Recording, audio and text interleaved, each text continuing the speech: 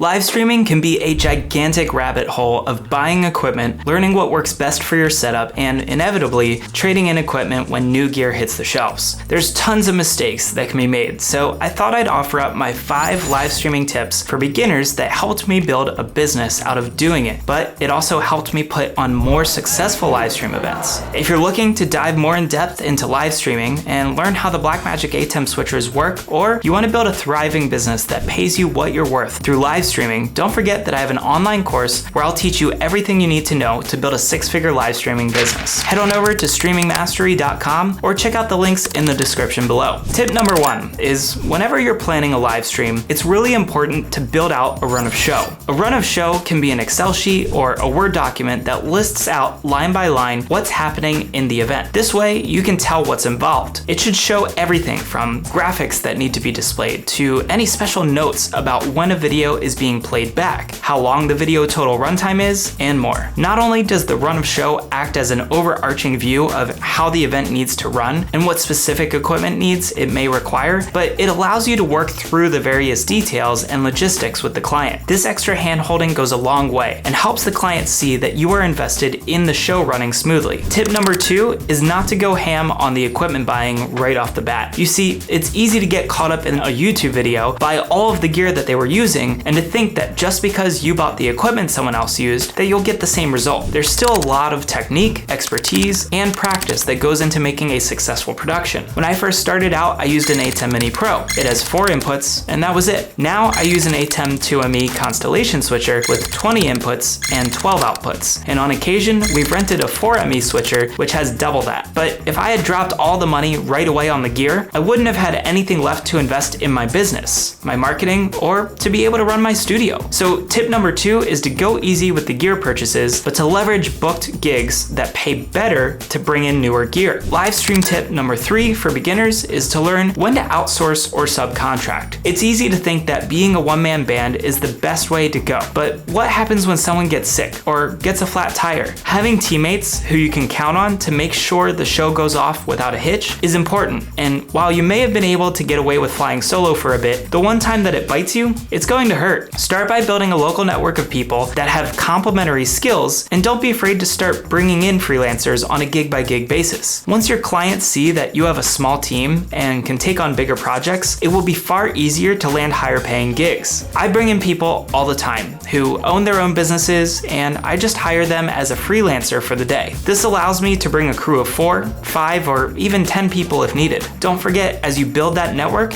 you'll also be surrounding yourself with people who can refer work your way when they are double booked. It's a win-win. Live stream tip number 4 for beginners is to educate yourself, whether that means always testing and trying new things, watching YouTube videos, or even working through a course like my 6-figure live streamer course. You can find the links down below this video, where you'll discover how to build a 6-figure business all with live streaming. I'm constantly watching other people's videos and paying attention to how they're live streaming. I've also offered to colleagues to go out for free just to see how they work and run their business. This allows me to build a deeper relationship with them, and I'll always walk away with new ideas about how someone does something better, faster, or cheaper. Last but not least is live stream tip number 5, and this comes from the hospitality industry, and that is to under-promise and over-deliver. Of course, we're going to promise everything that we said we could deliver, whether it's a 2-camera event or an 8-camera event, but it's easy to add in 1 extra camera or to offer to send a live stream to an additional destination at no extra charge, just because you can. By setting the client expectations and then completely pushing past them once you are on live stream day, you'll build a long-term relationship that can last for years or even decades. People will remember you for the quality of your work and how you treated them, and that means they'll refer others your way. So whether you're a newbie live streamer or you've been doing this for quite some time, I think we can all agree that there is always more to learn. What's one thing that you've perhaps learned even the hard way over the last year or so? How are you making changes in your business so that you can better serve your clients? Let me know down in the comment section below, and I'll be seeing you soon.